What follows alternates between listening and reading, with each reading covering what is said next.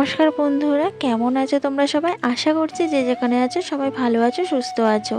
যদিও কাল রাতের রেমাল ঝড় কোথাও কোথাও কম বেশি ক্ষতি তো করেছে। তো আমারও দেখো একটা ক্ষতি করে দিয়ে গেছে। আমার অনেক স্বাদের একটা শিউলি ফুল গাছের ডাল পুরো ভেঙে দিয়ে চলে গেছে। তো আমাদের এদিকে তেমন কোনো ক্ষতি হয়নি, খুবই সামান্য পরিমাণে একটু হয়েছে। তো সকালবেলা উপরে এসে দেখেই না মনটা খুবই খারাপ হয়ে গেল। আর এখন ঘড়িতে 6:30-7টা মতো বাজে। এখন থেকেই তোমাদের সবাইকে সঙ্গে নিয়ে ভিডিওটা শুরু করছি। আশা করব আমার এই ছোট্ট ব্লগটা তোমাদের খুব ভালো লাগবে। আমি টুকুন টুকুন লাইফস্টাইল ডেলি ব্লগসে তোমাদের অনেক অনেক স্বাগত। রাত্রে একদম ঠিকঠাক ঘুমাতে পারিনি ঝড়ের আতঙ্কে। আমার না ভীষণ ভয় করে ঝড়ের নাম শুনলে। কোথায় ডাল ভেঙে পড়বে, কত ক্ষতি হবে তার ঠিক নেই।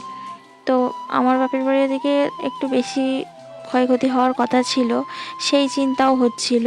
তো সকালবেলা উঠেছি, এত মাথা যন্ত্রণা করছে, মাথাটা যেন তুলতেই পারছি না। তার জন্য একটু চা করে খেয়ে নিলাম। লিকার চা আদা দিয়ে খেলে মাথাটা একটু ছেড়ে যাবে। তো জলের মধ্যে না কাজ করতে কিছুই ইচ্ছা করছে না। বসে বসে ভাবছি এই জলের ভিতরে আমি কিভাবে কাজ করব। আর বৃষ্টি তো অনবরত হয়েই যাচ্ছে। আর রাত্রের তুলনায় এখন যেন ঝড়টা একটু বেশি বেশিই লাগছে। রাত্রে মনে হয় এত ঝড় হয়নি, এখন যে পরিমাণে ঝড় মতো হচ্ছে আর বৃষ্টিটাও বেড়েছে। যেমন এখন বৃষ্টিও বেশি হচ্ছে, ঝড়ও হচ্ছে। রাত্রে এতটা ঝড় বৃষ্টি হয়নি। আর এই দেখো পাশের বাড়ি এই একটা চাচি, মানে বিহারি এরা, তো এদেরও একটা বড় এই যে বেলগাছ, তো এই বেলগাছের এই ডাল ভেঙে পড়েছে। তো এই টুকিটাকি ক্ষতি হয়েছে। তো এই যে সকালবেলা জলের মধ্যেই শুরু করে দিলাম সব কাজকর্ম। তো অনেকগুলো বাসন ছিল, সেগুলো এখন মাজা ধোয়া করতে হবে। আর বৃষ্টি কিন্তু হচ্ছে, আর ছিটে আমি পুরো ভিজে যাচ্ছি। বৃষ্টি হলে না এখানটা পুরো ছিটে ভিজে যেতে হয়, দাঁড়িয়ে কোনো কাজ করা যায় না। আর এখানে তো দেখতেই পাচ্ছ পুরো জলে জল। যখন বৃষ্টি হয়, বর্ষাকাল আসে, আমার ভীষণ কান্না পায়।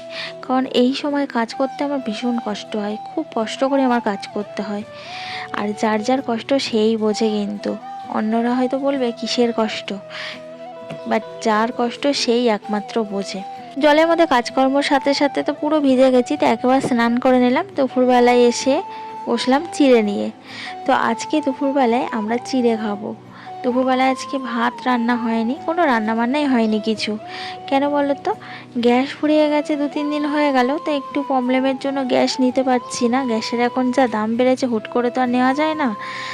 তো গ্যাসটা নেওয়া হয়নি। আর ইন্ডাকশানেই টুকিটাকি রান্নাবান্না করছিলাম, একটু আলু সিদ্ধ, ভাত, ডাল। তো ইন্ডাকশানটা আবার সকালবেলায় চা করার পরে দেখি খারাপ হয়ে গেছে, আর জ্বলছে না, মানে অন হচ্ছে না। আর বলো না, কপাল খারাপ হলে যা হয়।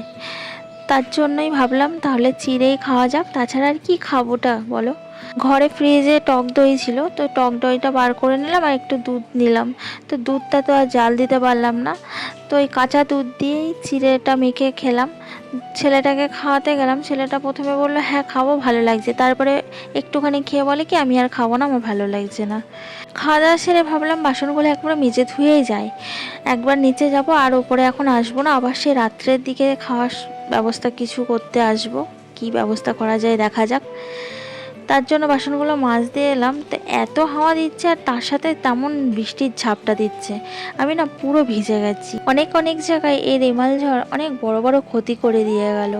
অনেকেই তো ঘর ছাড়া হয়ে গেছে, যে যেখানে পারছে সে সেখানেই থাকছে। আমার বাবার বাড়ির ওদিকেও অনেক ঝড় হওয়ার কথা ছিল, তো হয়েছে মোটামুটি। আমার এই ভিডিওটা যে যেখান থেকে দেখছো, তোমাদের ওখানে কেমন ক্ষয়ক্ষতি হয়েছে এই রেমাল ঝড়ে আমাকে প্লিজ কমেন্ট করে জানিও।